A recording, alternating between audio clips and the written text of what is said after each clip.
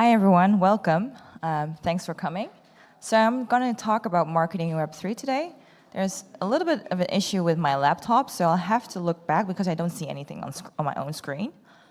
So what we're going to talk about today is, and I think it's something that a lot of marketers feel with me, that whenever we talk about marketing, it's mostly people will talk to you about PR, events, advertising, and the problem with like these separate topics is that it's not marketing. Those are tools for marketing, and if you really want to understand marketing strategy, you actually need to zoom a little bit out. And that's also what I'm going to talk to you guys about for today. So I'm going to start with a pretty easy case study with a protocol that you guys are probably all familiar with, SushiSwap. And then going on to what is marketing, the differences between marketing in Web 2 and Web 3, and then end it off with a little bit of alpha. So, who am I? Well, nice to meet you all. I'm Zerix Bella. That's what I go by. I have a previous Web 2 background as a product marketing manager at Google and as a business unit manager at Hewlett-Packard. I dove into Web 3. Well, I was in crypto for a longer time, but I dove full-time in Web3 at end of 2020. And started out with Dopex, which is a decentralized options exchange on Arbitrum. Set up the marketing team over there, and then basically ported over to SushiSwap and headed as a CMO over SushiSwap. I recently left SushiSwap, so I have something exciting coming up, but follow me on Twitter to see more. So let's start with SushiSwap. So SushiSwap, I think everyone knows about it. Raise your hand if you haven't heard of SushiSwap.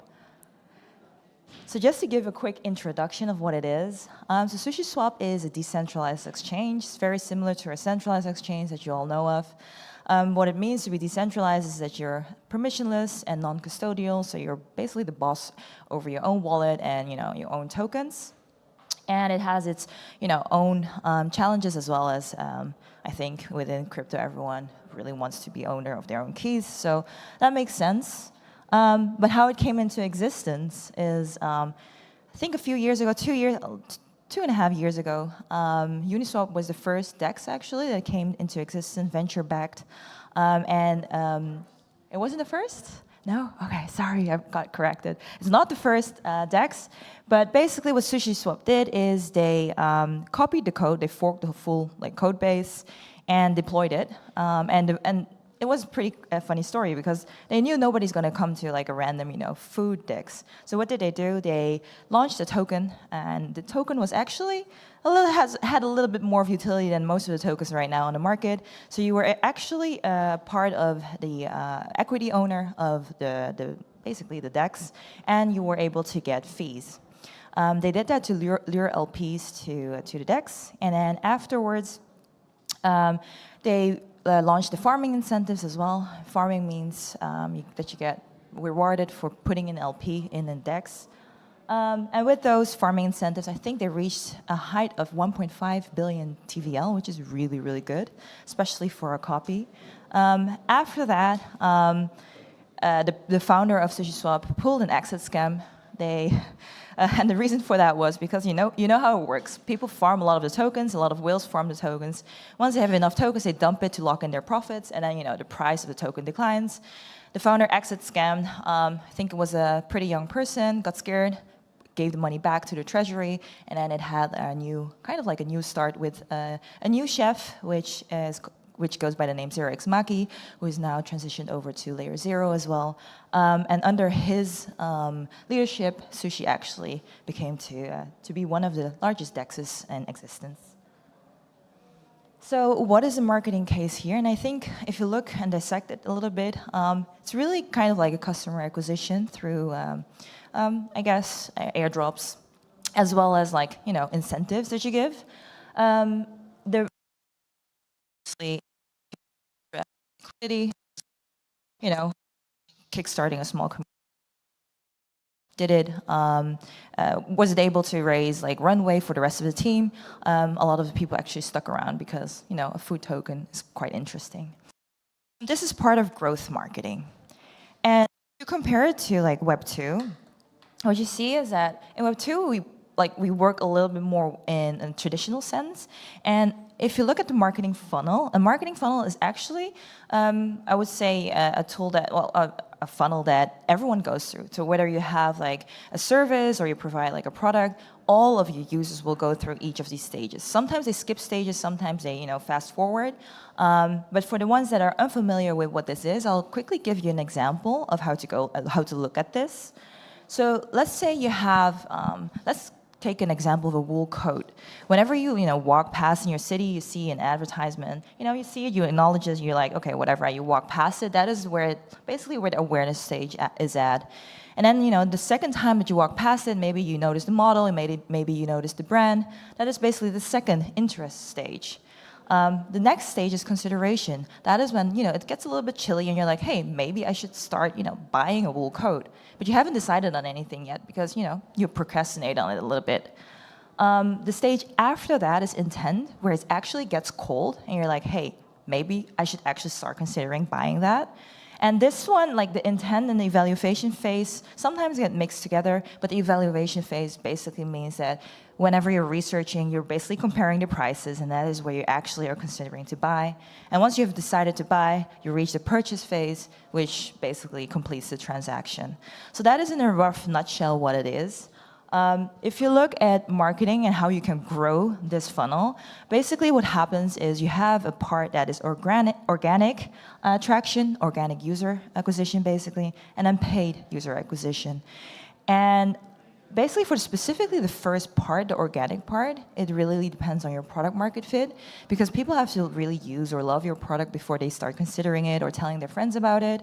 But the second part, the paid acquisition, is something that we see all over. And in the Web2 world, you see it with a lot of VC-funded startups. They get a lot of money. They put that money a lot in, advertisements as well as affiliate programs. So think about referrals, cashbacks. Easiest example is, for instance, Uber. You get, really discounted fares, and then a lot of people basically go onto your app, and that is how you capture market share. But in Web2, we see that too.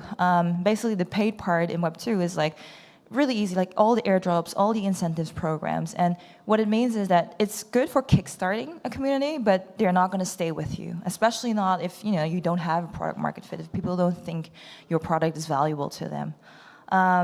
How you measure how well you're doing is basically you need data to back it up. It could be qualitative data, it could be quantitative data. I think a lot of people are very, zoomed in on quantitative data, which basically means, impressions, how many people have, have been acquired. And these things are not always measurable, especially not at the top funnel in the awareness and interest phase. Sometimes you just need to go out there, talk to the users, and get feedback, like face-to-face or through like a form. So what's different in Web3 is that the first part of, kickstarting a community is fine, but how you basically create and, get the community to stick with you is actually active community management. You really have to love your users, think about your users and then talk to your users, because they will notice it. And making sure that they're part of your protocol is actually really important. We have to look at all crypto projects as actual startups, and startups don't necessarily have the money to keep incentivized, user acquisition. What you need to do is get ambassadors, get people, create meme toolkits, make sure that you share the content with these people so that they have something that they can use to promote you. And that is something that has been very valuable, and it's something that I think what you see on crypto Twitter, that's something where you can go viral actually. One of the things that is a little bit harder in Web3, because we're such a new and small industry, relatively small industry, is that we don't have the tools to actually track a lot of the data that I was talking about earlier. So like when you look at Web2, what they do is, they have databases of whether that's their own tools where they track all of the user interactions, or have a Google or Facebook ads network that they can tap into. We don't have something sophisticated yet. I know that there's a lot of tools in Web3 that are being built right now, but currently, I haven't found one that's like fully comprehensive that can basically see, all on-chain transactions and translate that back to your user base. So it, goes hand in hand with a little bit of creative thinking, and that's why I say that talking to your users and making sure that you're really active in the Discord is really important. So what should you do as like project owner, what should you look at? Whenever you start a project, I think you need to find more of like a generalist rather than a specialist. And what I mean by that is it's very hard to, find all and even fund all of these people to come join your marketing team. So I think there's two roles that are essential, especially if you just start out, which is product marketing. Product marketing is the person that really translates your product and takes user feedback and then kind of like gives the feedback back and forth. You really have to Eli 5 your product, make sure that the educational base is on top. And then for growth and socials marketing, it's definitely important that you have someone funny on social media, someone that can actually interact with the people that talk about you, as well as get the memes ongoing. This is not a checklist. This is like kind of a few items that you can think about as a project owner, depending on your product, whether that's an NFT, a game, or DeFi product, it's going to be different. But yeah, these are like the most important roles. And once you've bootstrapped, you have a little bit of runway, you did your, let's say you're in token sale, you can look at the other like more expansionary roles, which basically is partner marketing, the person that handles everything about, with the biz dev team. Does all of the B2B things basically, and content marketing. So push out a lot of content so that people can find you, but also so that onboarding gets a lot easier. People that get to know you, they want to know a lot about you, but oftentimes, and that's what I see all the time with smaller projects, it's very hard to find information. And even if you do find like the docs or the blog, it's very hard to digest that information. And make sure that you target different user bases, whether that is retail users, whether that is market makers or whales, or actual technical audiences that you want to build on top of you. Here are some of the more Western channels for communication.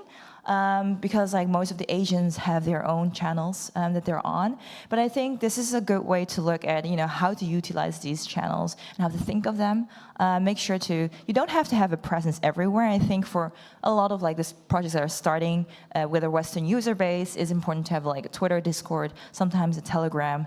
But make sure that you have like a community team that is on top of it, because they're going to be the ones that are wake up and interact with these people. Think of it as a game. Back in the days, for the gamers under us, you log in, you go into the game, you chat with friends, and that is something like this feeling is also something that you want to create with your own protocol, where people share alpha, where people share their daily things. It's really your internet friends, basically. So the memes, I think I have put a lot of emphasis on this, but it's not going to happen when you just put in, the generic memes. Make sure that you have kind of like a mascot or something that your protocol can be identified with, and then incorporate them into basically the standard memes that you've seen on Twitter, on crypto Twitter. Depends also on, your industry, whether that's NFTs, whether that's gaming or other segments. I'm mostly well-versed in DeFi, so in DeFi, we all cope with the same kind of memes. So if there's one takeaway, it's just memes, guys. So I think I'm running out of time, so I'll just give a really quick sneak peek. It's kind of like shilling from my side, unfortunately, but it's really cool to know. So what is Dopex? Dopex is going to release a super cool thing, but before I'm going to tell about it, really quick, Dopex is a decentralized options exchange on top of Arbitrum. And same with SushiSwap, they're decentralized, meaning that it's non-custodial and permissionless. That is your edge over something like something centralized, basically. Why would you do options? In a nutshell, it would be like, to hedge. You can see it as an insurance, or just make a speculative bets through leveraging. But most of all, it's a lot of people are just farming or doing like, neutral strategies. I'm not going into that too much. But the really, really interesting thing right now is Dopex is going to change their whole design, meaning that for anyone that is interested in derivatives, we're going to have a unified liquidity, meaning that there's going to be one bucket of liquidity so that buyers have much deeper liquidity to buy into. We're going to partialize collateralization. If you're a writer of an option, you can now definitely do buy much more options with the money that you have. And American options, meaning that you can always basically exit your position whenever you want, which is a really game changer. I'm not doing it justice, so please download the light paper. As you can see, we have very lovely diamond pipis, which is also ties into my point of really use the memes to get people engaged and get people ongoing. Memes really do a lot to educate your user base of a complex DeFi product as well. I hope you guys enjoyed this talk. If you want to connect with me, here's my Twitter and LinkedIn. I'm usually not on LinkedIn, so please feel free to DM me on Twitter.